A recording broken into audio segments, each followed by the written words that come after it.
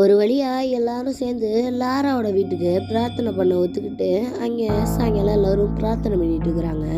அந்த டயத்தில் இந்த லாராவோட பொண்ணு இருக்கால்ல, அவள் வந்துட்டு அந்த ஃபோட்டோ ஃப்ரேமையே பார்த்துட்டு இருக்கிறான். அதில் பார்த்தா இவங்க குடும்பத்தில் இருக்க எல்லாரும் இருக்காங்க. டக்குன்னு பார்க்குறப்ப எல்லாத்தெல்லாம் உடஞ்சி ரத்தம் ஊற்றிட்டு இருக்கிற மாதிரி அவளுக்கு தோணுது. அவள் அப்படியே பயந்துகிட்டே பார்த்துட்டு இருக்கிறா.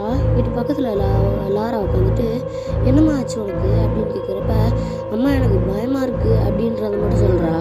ஆனால் வந்துட்டு அங்கே வந்துட்டு அவள் பார்த்ததெல்லாம் அந்த லாரா கிட்ட சொல்ல மாட்டேங்கிறா. அதுக்கப்புறம் அப்படியே உட்காந்துருக்காங்க. இந்த சைடு பார்த்தா இந்த லாராவோட பையன் இருக்கான்ல, குட்டி பையன் ஓஜா போட்டு விளையாடிட்டு இருக்கிறான் எப்பவும் போல்.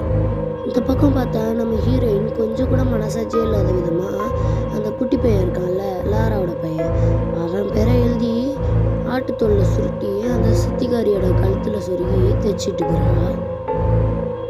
இந்த பக்கம் அந்த லாராவோட பையன் இருப்பான்ல, அவன் ஓஜா போட்டு விளாண்டுட்டு இருந்திருப்பான்.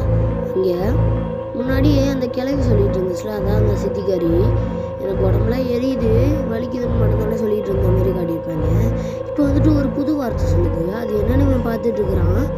அப்போ பார்த்தா அந்த சித்திகாரி ஒரு என்ன பேசிகிட்டு இருக்கப்ப சொல்லுதுன்னா, டேய் நீயும் என் கூடவே வந்துரு அப்படின்ற மாதிரி சொல்லவும் முகமே மாறுது.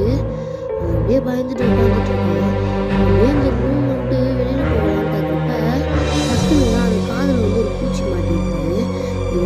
ஆக்சுவலாக அந்த பூச்சி எதுக்கு வந்திருக்குன்னா, இந்த ரூமை விட்டு அவனை வெளியில் போக விடாமல் பண்ணுறதுக்கு தான். அப்படியே டம்முன்னு அந்த இதில் அடிச்சுக்கிறான். அந்த அக்காக்காரி அந்த ரூமை கிராஸ் பண்ணுறப்ப அதுக்கு என்ன அப்படின்னு ரூம் வந்து சவுண்ட்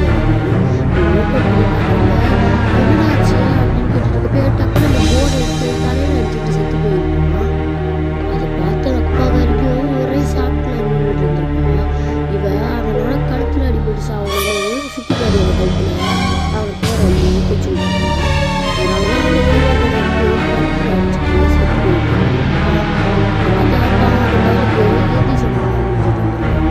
இப்படி ஓரமாக கொஞ்சம் கூட மனசாட்சியே இல்லாமல் ஹீரோயினும் இப்போ வந்துட்டு அந்த கடையில் வேலை பார்க்குறாங்கல்ல, அவன் வந்துட்டு நீ பாரு, நான் முன்னாடி உனக்கு ஹெல்ப் பண்ணியிருந்தான், ஆனால் இப்போ ஏன் அந்த சின்ன பையனை நீ கொல்லணும் அப்படின்ற மாதிரி கேட்டுட்ருக்கான்.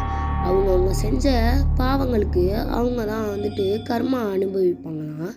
அதை தான் இப்போ அந்த குடும்பம் அனுபவிச்சுக்கிட்டு இருக்கு. அந்த மாதிரி ஹீரோயின் சொல்லிட்டு இருக்கிறா. இங்கே பாரு, நான் அவங்கள பழி வாங்குறேன், அவங்க ஏன்னா என்னை அவ்வளோ சித்திரவதைப்படுத்தினாங்க அந்த மாதிரி சொல்லிட்டு இருக்கிறா.